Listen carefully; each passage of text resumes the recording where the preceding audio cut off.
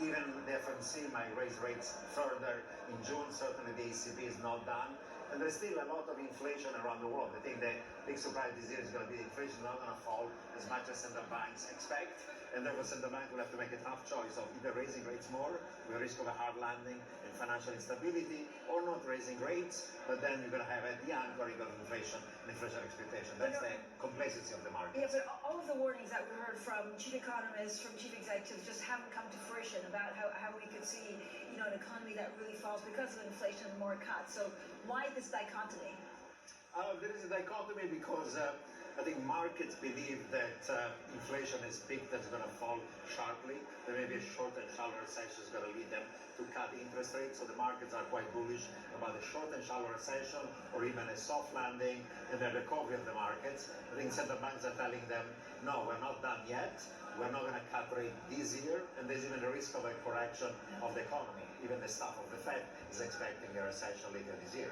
How much do you worry about the UK? Out of the G7 countries, is it the one that could be more problematic? Well, there has been a self-inflicted goal in the UK with the Brexit decision that's led to even more of an economic downturn in the UK compared to Europe, and then even more pressure upward to inflation. Therefore, I would say among the G7, the UK remains the weakest link so far.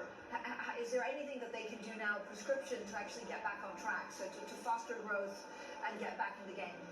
Well, effectively, you'll have to somehow de facto reverse Brexit while not doing it the formal way. That's impossible. So Brexit in name only.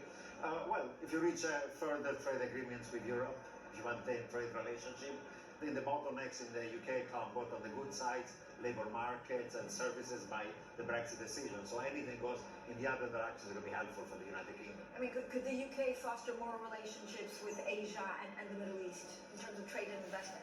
Oh, they can, but the key trading partners for the UK is still Europe and the Eurozone. So, of course, at the G7 summit, there'll be greater relationship between UK and, for example, Japan on some of the technologies and so on.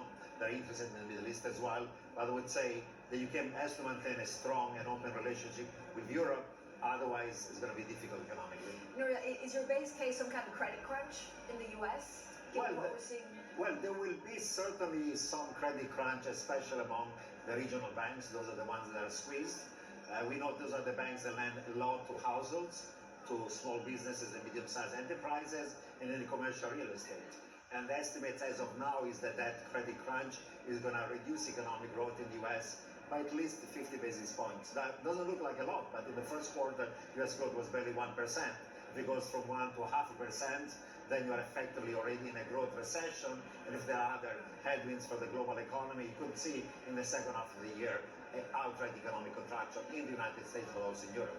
When do markets start noticing who the possible next president of the US is? Or an election cycle? Well, an election cycle, I think that markets are not going to know about it. Nobody's going to know about it, but it's going to become an element. It's going to lead to more policy and political uncertainty over time, especially on foreign policy. Nouriel, thanks so much as always for joining us on Bloomberg TV. That was Nouriel Roubini, the Roubini Macro Associates Chief Executive Officer. With that, and I'm going to send it back to you in the studio.